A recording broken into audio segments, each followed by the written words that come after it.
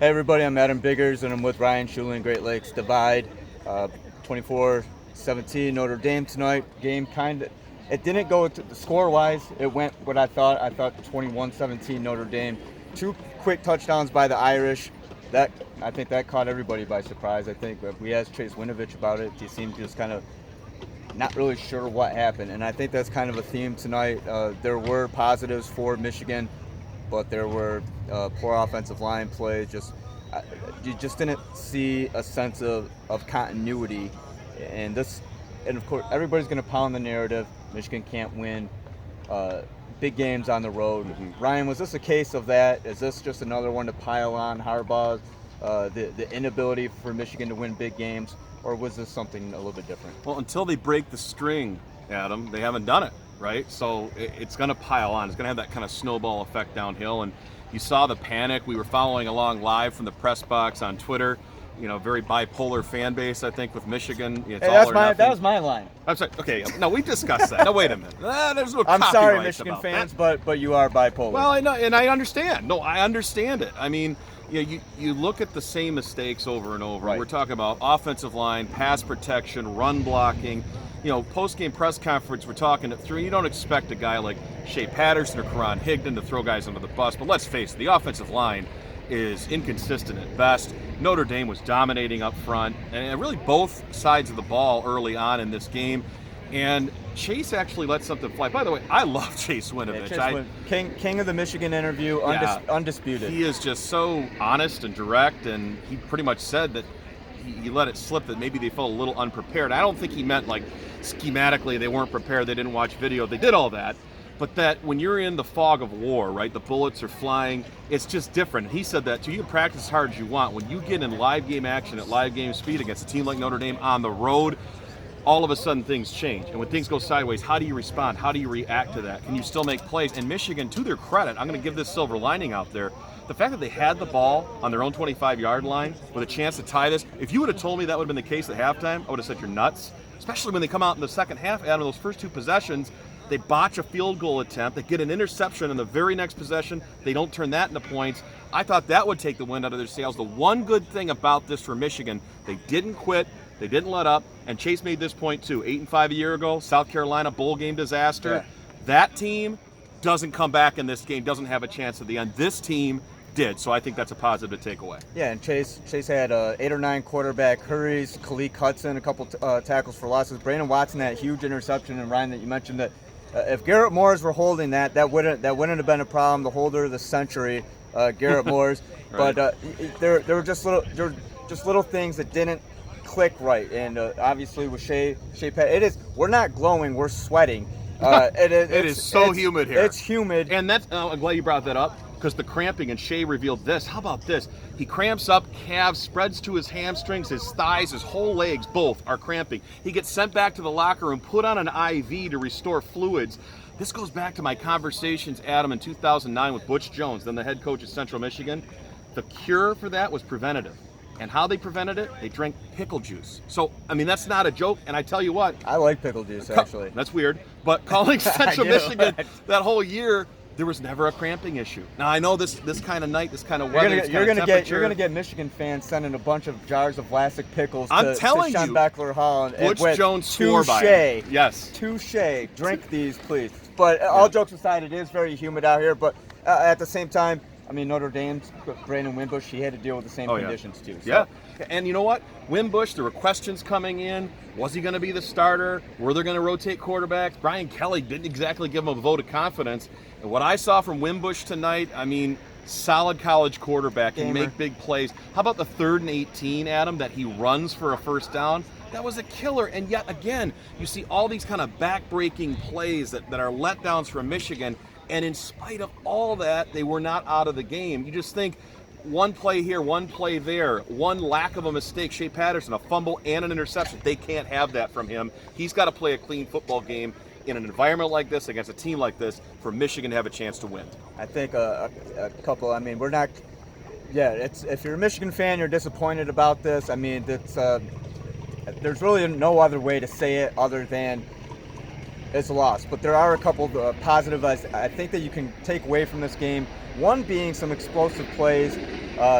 Nico Collins, a 52-yard reception from Shea Patterson. Michigan's offense has been lacking the long ball for as long as I've been covering the Wolverines. I mean, Jake Rudock could sling it a little bit. Wilton Spate had his touch, but it wasn't a consistent part of it. First kickoff return touchdown this season, Ambry Thomas, 99 yards. First one for Michigan since 2015, and J.U. Chesson did that. It was 96 yards against Northwestern. So, I mean, there are things. Kalik Hudson, I thought Devin Bush came back, and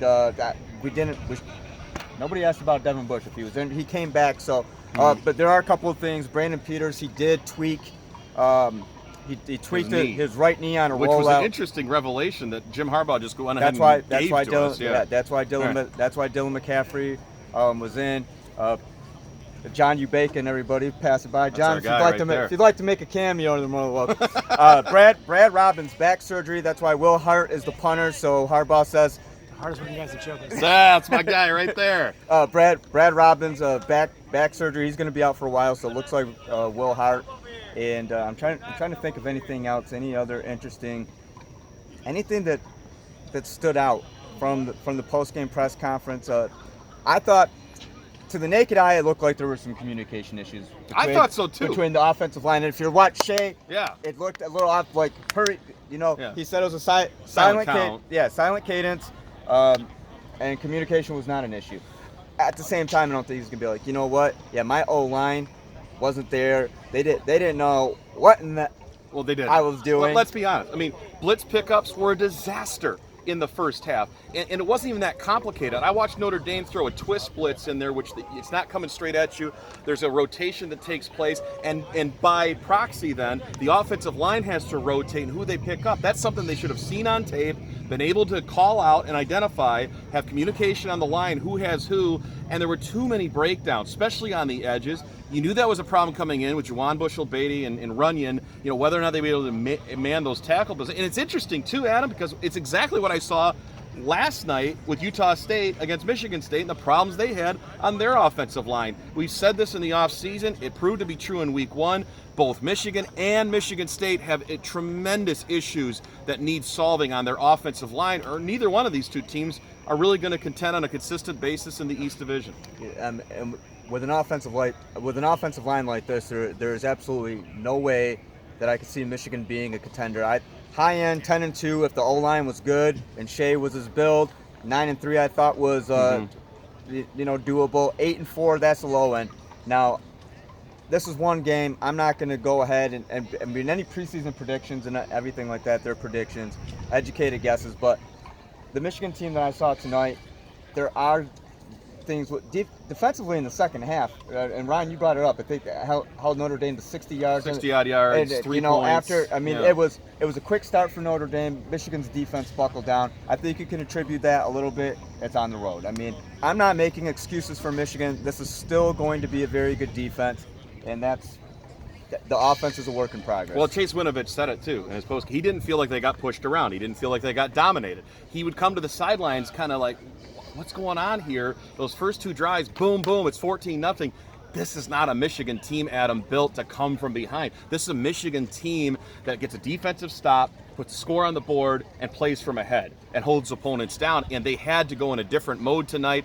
Chase said it. He couldn't really explain why the second half was better other than they started kind of getting into the flow of the game. I think to your point, there might have been nerves on the road. I mean, this is a big-time environment. There's a big-time game and a national TV audience. They're used to that. But the stakes for Michigan, because it was so early in the season, because it's the renewal of this rivalry, you can get the sense as to why, they were a little shell-shocked at first. And what really surprised me was not just, Chase up front, he mentioned it. He had like 8 hits on the quarterback throughout the night. Unfortunately, one of them was a personal foul penalty that turned up what would have been a field goal attempt. He did not agree with. Which he told us, but that turned into a touchdown. But how, Adam, and you and I were talking about this initially, first point of contact, push that the Notre Dame offensive line was getting against the Michigan defensive line. I didn't expect that at all with Rashawn Gary and the entire unit up there, front 4 for Michigan, reinforced by linebackers, as you mentioned, that there would be that much push, that there would be that much space for Wimbush to operate with, and there was. He had space, he had time, he created some of that himself. And I saw these comments on Twitter as well. I want to get your thoughts, Adam, is why Michigan seems to struggle, their Achilles heel, against mobile quarterbacks, guys that are multidimensional. You would think that any defense would struggle with it, but particularly for Michigan, it's a big problem for them. It is, and I mean, a lot of people out there are like, okay, well, you guys are. I mean, if I had these type of answers, Michigan would hire me to come in and hire this man. Would come in and fix it. I don't have an answer for some of this stuff. Yeah. I mean, a lot of it is you have to ask the player. You have to ask them. We're coming for you, Adam. Oh, Chopper. Well, we're here. It's like the Goodfellas scene with Ray Liotta, all coked up. Well, besides without the narcotics. Right? Right? We didn't. And speaking of, we did not do this as a live stream. It was pre-recorded because it's late, and I know I didn't want to see a bunch of vulgar comments. They're going to be anyway. I mean, we're going to get probably them right now. We're going to get them in the comments because section. of us. Yes. But, yeah. Okay. Real quick though, before we let you guys go, where does Michigan go from here? Where do you go from here? That was my question for you. Next week, Western Michigan. You pound Western Michigan. Take it out on them. That's the only way. And the biggest improvement you're hoping from week 1 to week 2, and for me, it's Shea Patterson's grasp of the offense, but it's protections. You should be able to do that against a MAC opponent in Western. Doesn't exactly have the best athletes or size on defense. If you see some improvement, tangibly so, it's a Michigan team that you look at the schedule, Adam, they could still roll through right to East Lansing with wins in all 5 of their next games and go in there at 5-1. And obviously that's their hope, because now there's no room for error if you're talking national scene, college football playoff. 2 losses to the team, they don't get in. You know, Big Ten is still right in front of them.